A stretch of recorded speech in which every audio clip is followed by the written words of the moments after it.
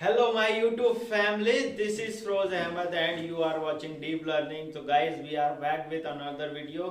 जो आज का हमारा टॉपिक रहेगा उसमें हम कवर करेंगे सब्जेक्ट वर्ब ऑब्जेक्ट। इसकी ज़रूरत हमें इसलिए पड़ेगी क्योंकि आज जो हम करेंगे उसमें रहेगा कि आपको हिंदी से इंग्लिश कैसे बनानी है और इंग्लिश से हिंदी कैसे बनानी है। तो अब स्टार्ट करते हैं।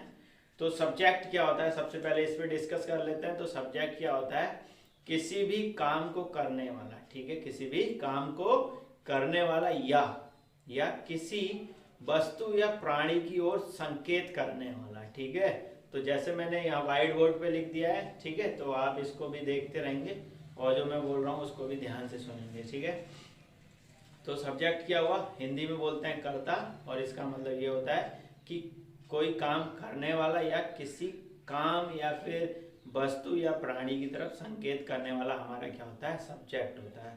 तो सब्जेक्ट होते कितने हैं, ठीक है। तो सब्जेक्ट मेनली दो ही होते हैं, एक प्लूरल आता है और एक सिंगुलर आता है, ठीक है। तो सिंगुलर को हम हिंदी में बोलते हैं एक वचन और प्लूरल को बोलते हैं बहुवचन, ठीक है। तो आइए इस पर थोड़ी बात कर लेते हैं कितने होते हैं, ठीक है। तो देखिए जो हमारा एग्जाम्पल है उसमें मैंने बोला है कि वह आदमी है, यह साइकिल है, वह गाय है। तो इसमें देखो क्लियरली बोल रहा है वह आदमी है, तो संकेत कौन कर रहा है, वह इसमें संकेत कर रहा है कि वह आदमी है। यहाँ देखिए यह साइकिल है, तो यहाँ पे कौन संकेत कर रहा है, यह साइकिल है। कौन बता रहा है कि वो साइकिल है, यह बता रहा है। इसमें वह गाय है, तो यहाँ पे कौन बता रहा है, वह बता रहा है कि वहां गाय है, देखिए वह गाय है, ठीक है। तो ये सब क्या हुआ, सब्जेक्ट सब्जेक्ट, ये भी सब्जेक्ट, ठीक है। तो किस किस को हम सब्जेक्ट कहेंगे, ठीक है। तो देखिए ही का मतलब होता है वह, यहाँ, और शी का मतलब भी वह होता है। तो ही का मतलब हम मेल के लिए यूज करेंगे और शी का मतलब फीमेल के लिए, ठीक है भाई। और दैट का मतलब भी वह होता है, लेकिन दैट का मतलब वह सिर्फ किसके लिए इस्तेमाल करोगे आप इसको, जब भी आपको क्या होगा, कोई वस्तु दी होगी, ठीक है। मतलब ये समझ लो ह्यूमंस को छोड़ के बाकी जो भी चीज है, अगर उसके लिए वह आ गया तो आप क्या लगाओगे, दैट का इस्तेमाल करोगे। जैसे वह कुर्सी है, ठीक है, वह गाय है, वह कुत्ता है, ठीक है। तो इन सब के लिए आप क्या है, वह पेड़ है, ठीक है। तो इन सब के लिए आप क्या इस्तेमाल करोगे, दैट का इस्तेमाल करोगे, ठीक है। और दिस का मतलब यह होता है, ठीक है, यह कुर्सी है, यह साइकिल है, यह मेज है, ये इसके थोड़े एग्जाम्पल है, ठीक है।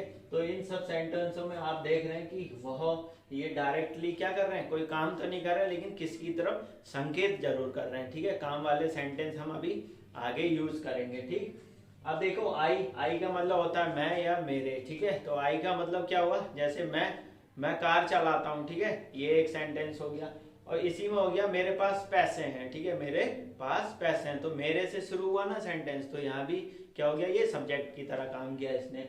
इसी प्रकार यू, वी और दे, यू का मतलब क्या होता है आप, और जो हम नॉर्मल खड़ी भाषा में समझ लो, ठीक है, उसमें हम तुम तू ये सब बोल देते हैं, लेकिन ये सब गलत बात है, ठीक है। ठीक है, सेंटेंस लेते हैं, जैसे आप कैसे हो, ठीक है, या आपके पास पैसे हैं, क्या आपके पास पैसे हैं, ये भी कुछ सेंटेंस हो गए। इसमें क्या है, आप और आपके दोनों हो रहे हैं ना, और दोनों किसकी तरह काम कर रहे हैं, मेन सब्जेक्ट की तरह काम कर रहे हैं। तो ये सब्जेक्ट हो गया। इसी प्रकार वी हो गया और दे हो गया, ठीक है।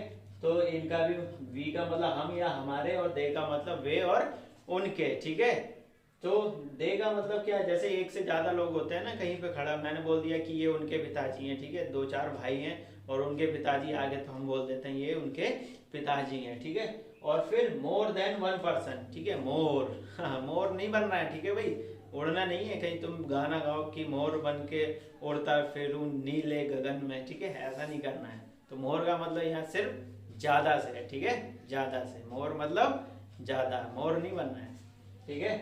फिर दीज का मतलब होता है यह या फिर यहाँ। दीज बचपन में हमने पढ़ा है, दिस और दैट, ठीक है। दिस का यूज हम क्या करते हैं, पास की वस्तुओं के लिए, और दैट का इस्तेमाल हम दूर की वस्तुओं को बताने के लिए। लेकिन सिर्फ एक वस्तु जब होती थी तब हम इस्तेमाल करते थे दिस और दैट का, लेकिन जब एक से ज्यादा वस्तुएं होंगी तो हम क्या करेंगे, दीज, ठीक है। दीज क्या है, दिस का प्लूरल है, किसका, दिस का, ठीक है। और दोज किसका है, दैट का प्लूरल है, ठीक है। तो ये हो गया, जैसे यहाँ चार साइकिलें हैं, ठीक है, वहां चार पेड़ हैं, तो यहाँ पे दिस का इस्तेमाल और दैट का इस्तेमाल करेंगे, ठीक है। ये तो सारे हम किस में आ गए, हमारे प्लूरल में आ गए, ठीक है। ये सारे कौन से हैं, प्लूरल सब्जेक्ट हैं। और ये जो बाकी बचे हैं इधर देखिए, ही शी, ठीक है। ही का मतलब मैंने बताया मेल के लिए, और शी का मतलब हम फीमेल के लिए इस्तेमाल करते हैं। हिंदी मीनिंग उसका होता है वह और उसके, ठीक है। इट का मतलब होता है ये या फिर यह, ठीक है। कई जगह हम कहते हैं जैसे मौसम की बात बतानी होती है, ठीक है, तो हमें उसमें सब्जेक्ट नहीं मिलता है तो हम इट का यूज कर लेते हैं, ठीक है। तो इट पे हम एक सेपरेट वीडियो बनाएंगे, उसमें बात करेंगे, ठीक है। किसी का भी नाम हो गया, बलराम, मयंक, फिरोज, ठीक है, सूर्या, ये सब क्या हो गए, उनके नाम हो गए, ठीक है। तो फिर माई रिलेटिव, ठीक है। अगला देखते हैं अवर, ठीक है। अवर का मतलब क्या होता है यहाँ पे, हमारे, ठीक है, हमारे। जैसे बोलते हो ना अवर रिलेटिव का मतलब समझे कि हमारे कोई रिलेटिव हुआ, जितने भी दोस्त, भाई बहन, माता पिता, आंटी, चाचा, अंकल, ये सब क्या होता है, हमारे रिलेटिव होते हैं। तो माई रिलेटिव, ठीक है, माई रिलेटिव, जैसे मैंने बोल दिया माई ब्रदर, रिलेटिव की जगह मैंने क्या रख दिया, ब्रदर, तो क्या हो गया माई ब्रदर। इसकी हिंदी में मीनिंग हो गया मेरा भाई। इसी प्रकार हिज का हम इस्तेमाल करते हैं कोई मेल जब होगा, जैसे बोलता है वह मेरा भाई, ठीक है, मेरा भाई, ठीक है, वह मेरा भाई है, या उसका भाई हो गया, ठीक है।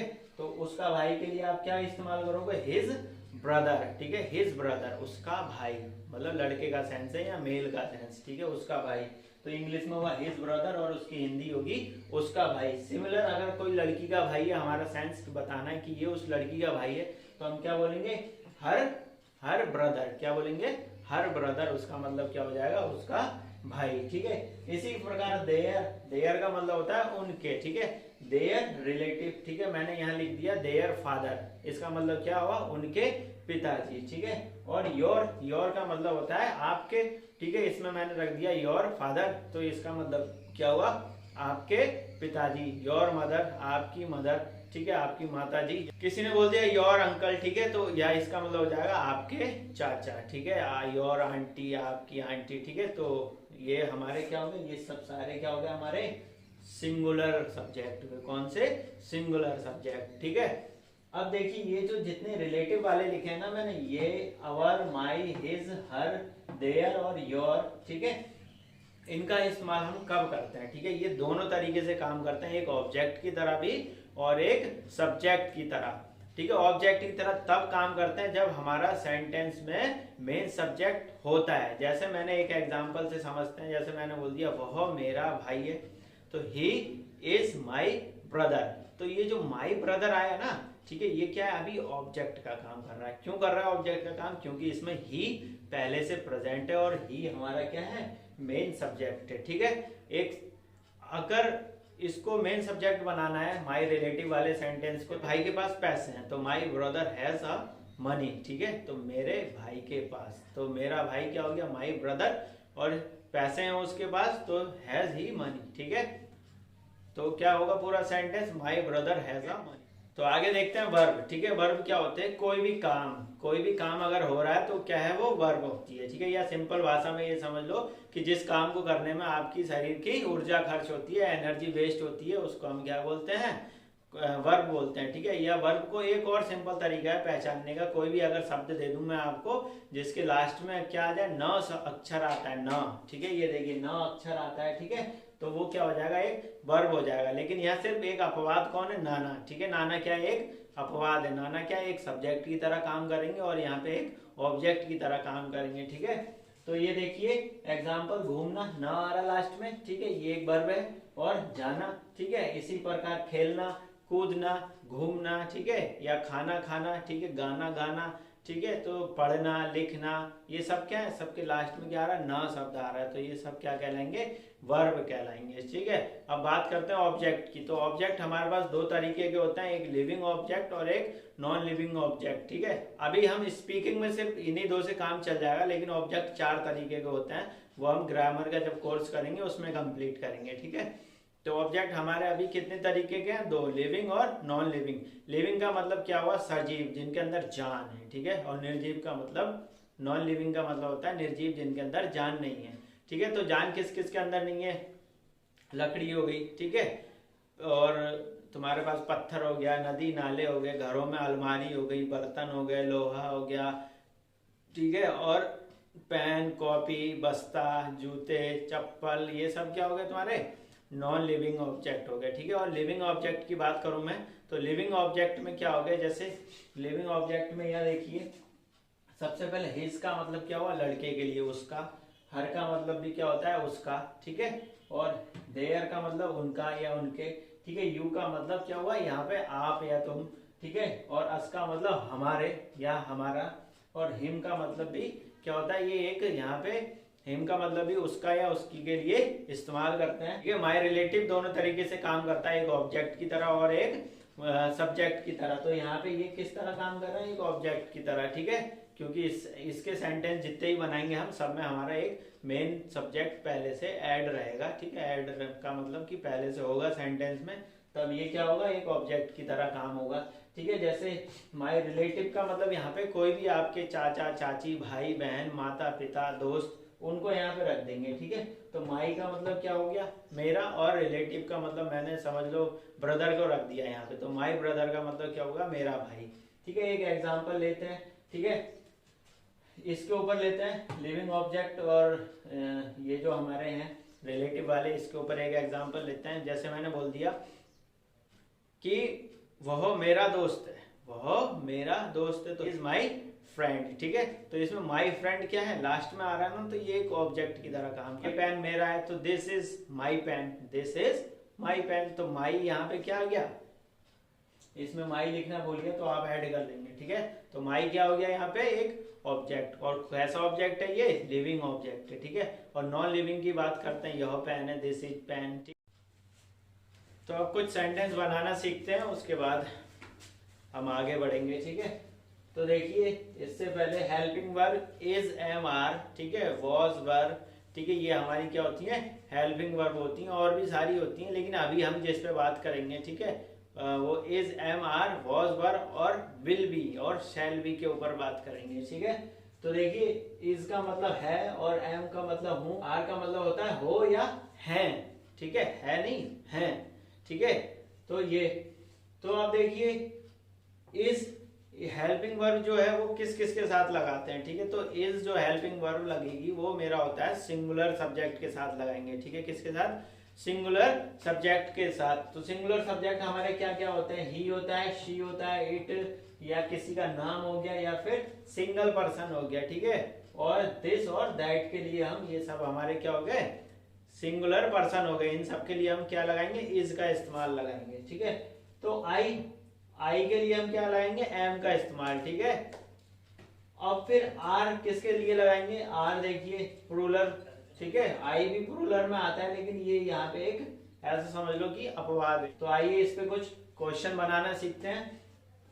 सेंटेंस देखो, यदि किसी वाक्य में कोई काम नहीं हो, ठीक है, कोई काम ना चलता हो किसी वाक्य में, और वो बात है हो, हूं आदि पर क्या हो, खत्म हो, ठीक है, उस पर रुक जाता है, तो उसके लिए जो रूल बनेगा वो होगा subject plus is, am, are plus object, फिर यहाँ पे एडजेक्टिव आप ऐड कर लेना, ठीक है। एडजेक्टिव का मतलब होता है जो भी किसी भी चीज की विशेषता बताते हैं उसको बोलते हैं हम एडजेक्टिव, ठीक है। क्या बोलते हैं, जो भी किसी भी चीज की विशेषता बताते हैं उसको हम क्या बोलते हैं, एडजेक्टिव, ठीक है। क्या बोलते हैं, एडजेक्टिव। तो यहाँ पे ऑब्जेक्ट होगा तो ऑब्जेक्ट लगा देंगे, अगर एडजेक्टिव हुआ तो एडजेक्टिव लगा देंगे। और टाइम को हमेशा आप या तो लास्ट में लगाएंगे या फिर पहले लगाएंगे, ठीक है, लास्ट या पहले, ठीक है। तो आप कुछ सेंटेंस देखते हैं, जैसे वह नदी है, ठीक है। तो नदी क्या, एक अपना नॉन लिविंग ऑब्जेक्ट है। कौन सा, नॉन लिविंग ऑब्जेक्ट है, इसमें कोई जान नहीं है, ठीक है। तो इसके लिए आप क्या लगाएंगे, वह के लिए दैट का इस्तेमाल कर दिया, और है के लिए इज लगा दिया। रूल देखिए, ठीक है के लिए क्या लगाते हैं हम, इज, सब्जेक्ट लग गया, अब है के लिए इज लगाएंगे, तो दैट इज, और लास्ट में क्या आता है अपना ऑब्जेक्ट है, तो ऑब्जेक्ट लगा दिया हैवी वर्ब। यह मेरा भाई है, तो क्या होगा, यह के लिए दिस, और है के लिए इज, और मेरा भाई को बोलते हैं हम माई ब्रदर, ठीक है। तो देखिए अब यहाँ पे दिस है ना, दिस मेन सब्जेक्ट का काम कर रहा है, और माई ब्रदर किसकी तरह कर रहा है, एक ऑब्जेक्ट की तरह काम कर रहा है, ठीक है। तो और माई ब्रदर क्या है, एक लिविंग ऑब्जेक्ट है, ठीक। अब आगे देखिए, आप उनके पिताजी हैं, आप उनके पिता हैं, तो यू आर देयर फादर, ठीक है, यू आर देयर फादर, आप उनके पिता हैं।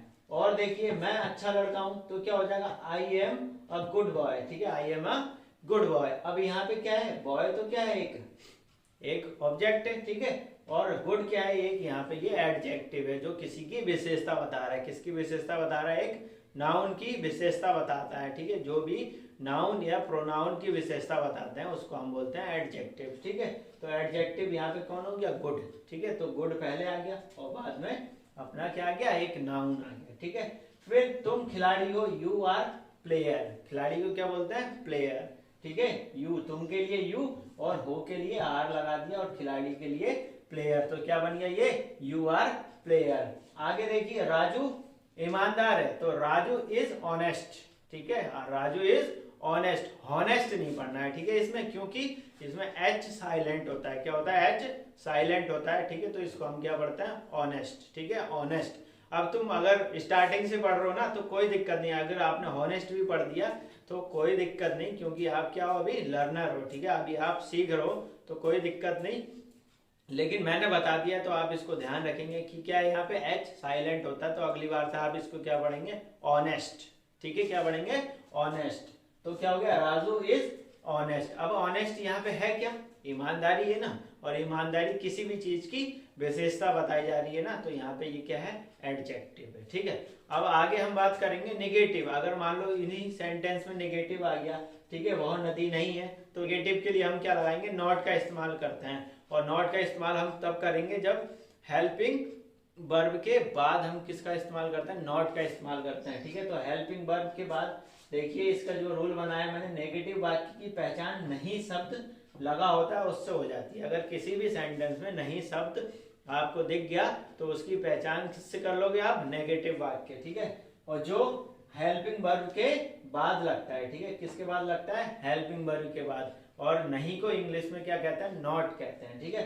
तो इसके लिए जो रूल बनेगा, subject plus is am are plus not plus object, adjective है तो एडजेक्टिव लगा देंगे, ठीक है, और टाइम, ठीक है। एक सेंटेंस देखते हैं, बहुत अच्छा लड़का नहीं है, तो ये देखिए नहीं लगा है ना, इससे क्या पता चल गया कि ये नेगेटिव वाक्य है, ठीक है। तो इसको क्या बनाएंगे, he is not a good boy, ठीक है, he is not a good boy. Interrogative पे बात करते हैं, ठीक है। इंटेरोगेटिव का मतलब क्या होता है, वैसे तो क्या होता है, प्रश्नवाचक चिन्ह होते हैं, ठीक है। जिसमें भी प्रश्नवाचक चिन्ह होते हैं ऐसे वाक्य, उनको हम क्या बोलते हैं, इंटरोगेटिव। लेकिन हम इंटरोगेटिव के हिसाब से नहीं चलेंगे, हम इसको क्या कहेंगे, डाउट कहेंगे, ठीक है। आपके मन में डाउट होता है तब आप कैसे क्वेश्चन पूछते हो, क्या वो ईमानदार है?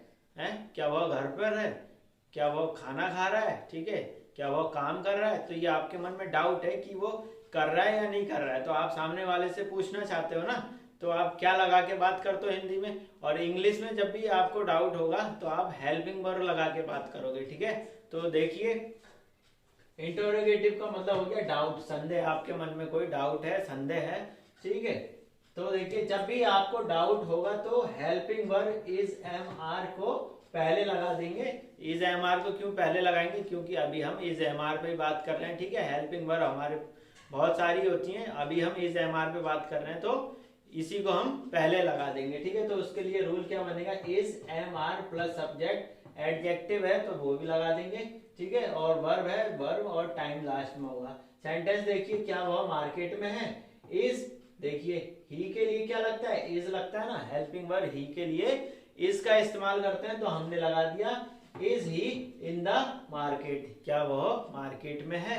एक सेंटेंस और देखिए, क्या वह अच्छा लड़का है, is he a good boy, is he a good boy, ठीक।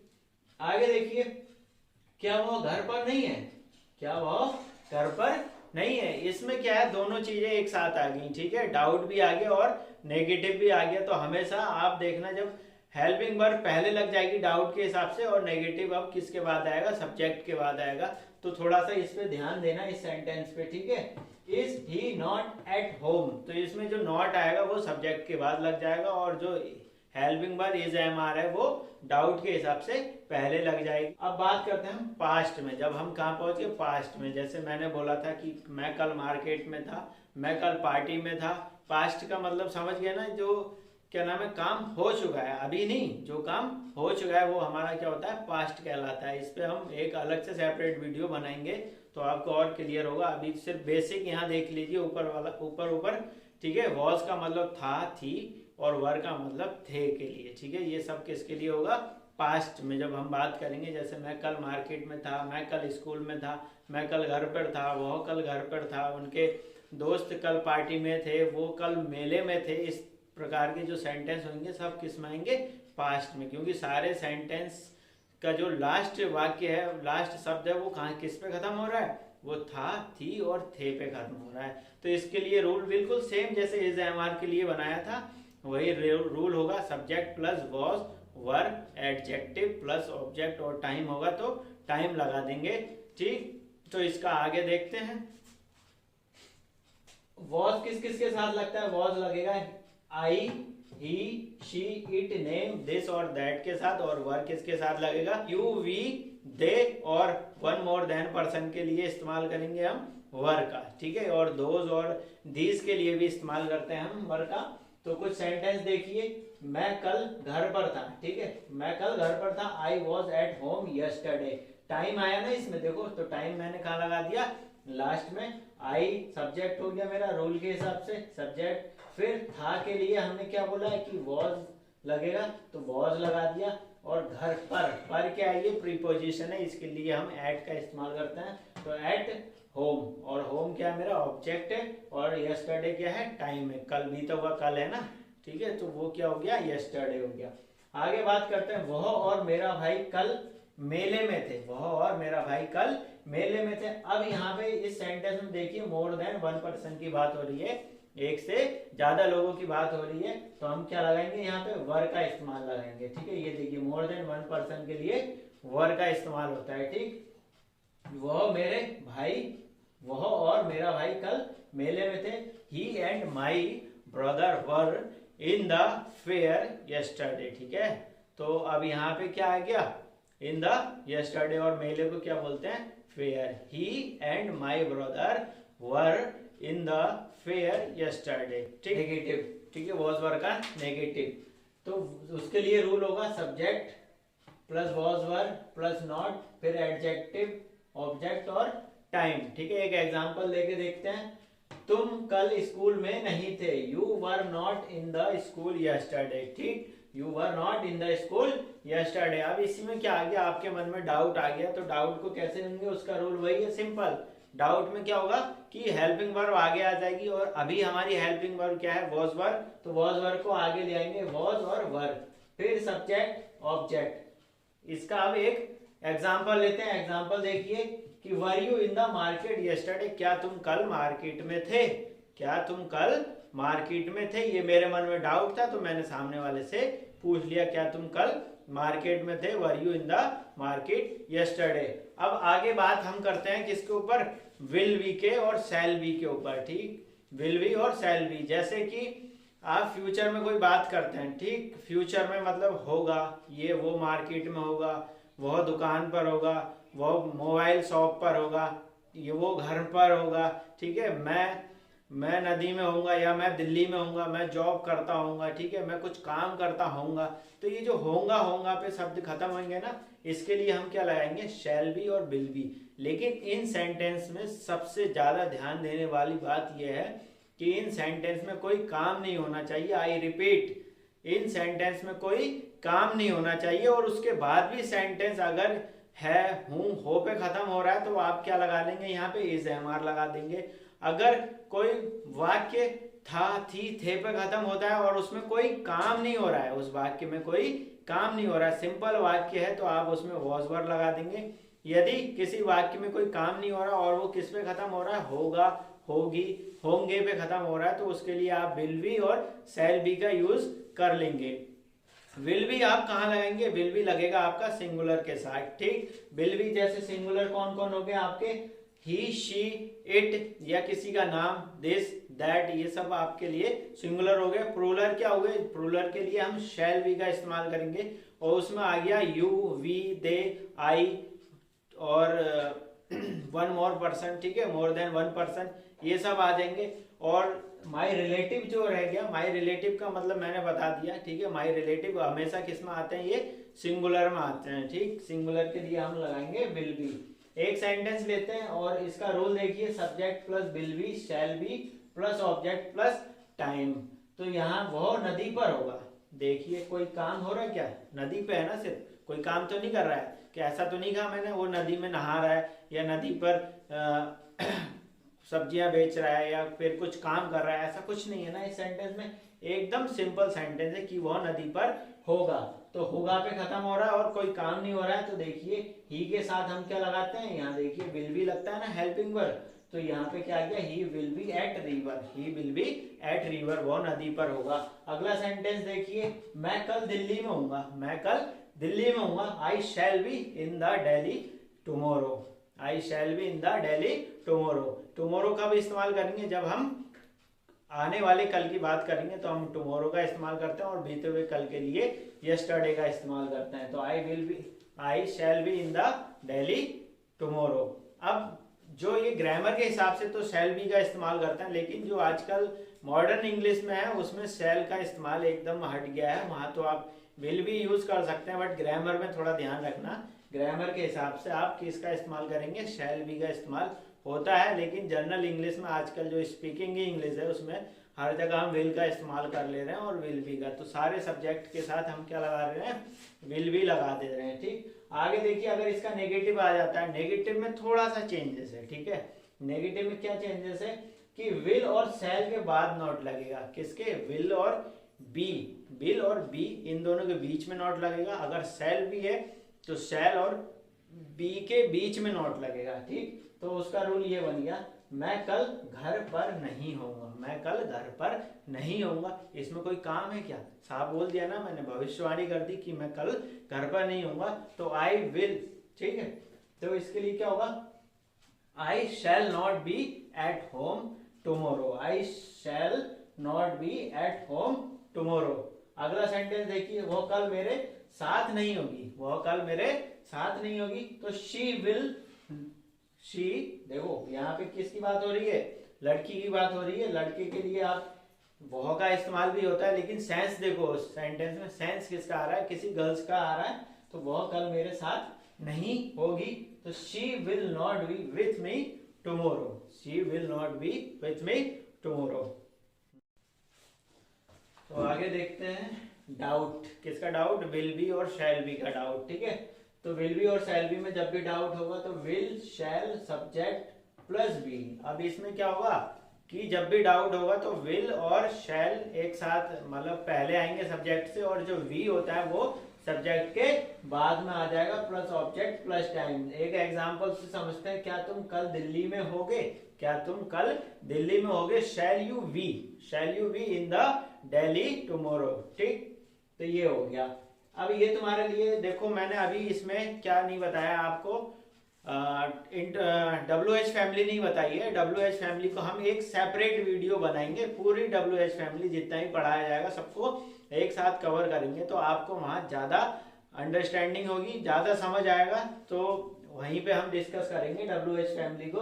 तो हमने सिर्फ अभी कहाँ तक, इंट्रोगेटिव तक छोड़ दिया, यानी कि इंट्रोगेटिव यानी कि डाउट तक छोड़ दिया, और हमने जो आज डिस्कस किया वो क्या है, इज एमआर, जब क्या हो, सेंटेंस में कोई भी काम ना हुआ हो। फिर हमने पास्ट में वॉज वर्क के ऊपर बात करी, जब हमारा कोई भी वाक्य जिसमें काम ना हुआ हो और वो था, थी, थे पे खत्म हुआ हो, तो हम वॉज वर्क लगा लेते हैं। उसके बाद हमने किसके ऊपर बात करी, विल बी के ऊपर। फ्यूचर में जब भी हमारा कोई काम, ऐसा सेंटेंस जिसमें कोई काम ना हुआ हो और फ्यूचर की बात हो, जैसे वो मार्केट में होगा, तो उसके लिए विल बी और शैल बी का हम इस्तेमाल कर लेंगे। और ये आपके लिए होमवर्क है, तो आप इसको करेंगे और किसमें, कमेंट में अपना आंसर लिख देंगे। अगर आपको कहीं पे भी कोई भी दिक्कत आई हो समझने में या कुछ पूछने में, तो आप बिल्कुल हमें कमेंट कर सकते हैं, 100% कमेंट कीजिए और उसका हम आंसर भी देंगे। तो आप कमेंट करते रहें और इसी तरह हमें सपोर्ट करते रहें और इंग्लिश सीखते रहें। ठीक है, thank you for watching our videos. जय हिंद दोस्तों।